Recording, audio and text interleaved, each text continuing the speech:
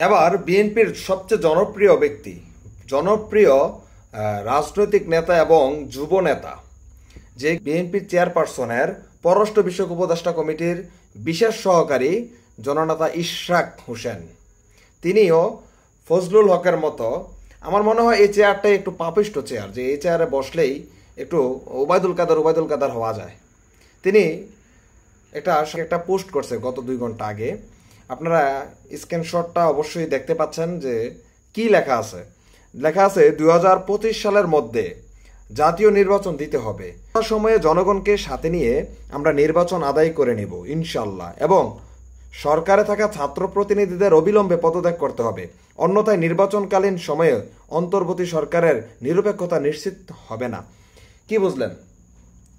তিনিও নির্বাচনের ক্ষুধার্তর জ্বালায়, মানে মনে হচ্ছে তার যে দায়িত্বটা তার এখনই প্রয়োজন, কিন্তু দেখেন জনগণকে সাথে নিয়ে তিনি নামবে, অথচ তার কমেন্টস বক্সটা একটু আপনারা দেখুন। আমি আপনাদেরকে তার কিছু অংশ কমেন্টস বক্স আপনাদেরকে দেখাচ্ছি। আপনারা অবশ্যই দেখতে পাচ্ছেন যে কমেন্টসে কি লেখা আছে।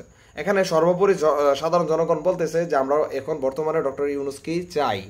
এখন কথা হচ্ছে, তারা যখন দেখতে পাচ্ছে যে ডক্টর ইউনূস সরকারের এত এত জনপ্রিয়তা বেড়েই যাচ্ছে, তখন তার মাথা ঠিক নেই, এখন তারও কথা বলা উচিত মনে হয়েছে এরকম। এবার দেখেন, একটু আপনাদেরকে জনগণের প্রতিক্রিয়াটা দেখাচ্ছি, আপনারা একটু খেয়াল করেন। একটু স্ক্রিনে দেখতেই পাচ্ছেন যে 2 ঘন্টা আগে সে পোস্ট করছে 1,01,000 মতো রিয়েক্ট পড়ছে, তার মধ্যে প্রায় 76,000 রিয়েক্ট হাহা পড়ছে। হ্যাঁ, আপনারা অবশ্যই স্ক্রিনে দেখতে পাচ্ছেন, এবং কি এংরি আছে কিছু, তারপরে কেয়ার রিয়েক্ট আছে, কিছু লাভ রিয়েক্ট আছে, তার ফ্রেন্ড ফলোয়াররা দিচ্ছে। এই হচ্ছে বিষয়। এখন বিষয় হচ্ছে এই হাহা দিয়ে জনগণ মূলত কি বোঝাচ্ছে, এই হাহাগুলা কারা দিচ্ছে, তার তো ফ্রেন্ড ফলোয়ার সবাই। তাহলে এই জনগণও তো তাকে গ্রহণ করে নিচ্ছে না, হাহার মাধ্যমে তাকে পাগল হিসেবে আখ্যায়িত করা হচ্ছে। আপনারা দেখেন, একটু আরেকটা জিনিস একটু বিতিক দিই আপনাদেরকে। বিতিকটা হচ্ছে, তিনি যে 2 ঘন্টা আগে পোস্ট করছে তার 53 মিনিট পরে বা 55 মিনিট পরে দেখেন আরেকটা স্ক্রিনশট আপনারা দেখতে পাচ্ছেন। স্ক্রিনশটে লেখা, মানে ইশরাক সাহেব তার এই বিষয়টাকে ঘুরানোর জন্য তিনি কি আছে দেখেন, আজকে থেকে 3 বছর আগে 6 এপ্রিল 2022 গ্রেফতার হয়ে বলেছিলাম এই আদালতে তোমাদের বিচার হবে। মহান আল্লাহ তাআলা পরিকল্পনা অনুযায়ী আজকে খুনি হাসিনার দোষরদের আদালতে বিচার ও হাজিরা হচ্ছে।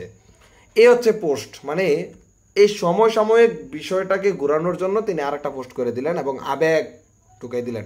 এখন ইশরাক সাহেবকে আমি বলতে চাই, একজন আপনার জননেতা, একজন তরুণ নেতা, তরুণ রাজনীতিবিদ হিসেবে আপনার এই সাহস উদ্দীপনা হিসাবে আপনি কেন ফজলুল হক সাহেবের মতন আপনার এক নেতা, সিনিয়র নেতা, তিনি বলতেছেন নির্বাচন বাপ ডেকে দিতে হবে, মানে বাপ ডেকে নির্বাচন দিবে। এই তো বিষয়টা কিন্তু এত সহজ না। জনগণের ভাবমূর্তি নষ্ট করতে চাইবেন না, ঠিক আছে? জনগণ চায় না যে আপনারা নির্বাচন এক মুহূর্তে হোক, নির্বাচন চাই ডক্টর ইউনূসকে আরো 5 বছর ক্ষমতায় রাখা হোক। জনগণ এটা চায়, আলটিমেটলি এটাই হচ্ছে। আর জনগণের প্রতিক্রিয়া আপনারা যাচাই বাছাই করতে হলে তার কমেন্টসগুলো দেখবেন। আমি অবশ্যই ইশরাক সাহেবকে বলবো যে আপনি একজন বড় নেতা, আপনি বড় নেতা হয়ে আপনি একজন চেয়ারপারসনের পররাষ্ট্র বিষয়ক উপদেষ্টা কমিটির বিশেষ সহকারী, তো কাজে আপনার মুখ থেকে মূলত এই সমস্ত বিষয়গুলো বাইর হওয়ার আগে অনেক চিন্তা ভাবনা করে বের হতে হবে। এই যে ছাত্রদেরকে আপনি যে বিষয়গুলো বলতেছেন, এই ছাত্রদের ব্যানার থেকেই তো আজকে আপনার এই মুখ দিয়ে জবান বেরিয়েছে, না হলে তো আপনি যে একটু আগে যে 56-53 মিনিট আগে যে পোস্ট করছেন, এভাবেই তো আপনার চলমান থাকতেন। এই ছাত্রদের কথা একটু স্মরণ রাখেন মনে, হ্যাঁ?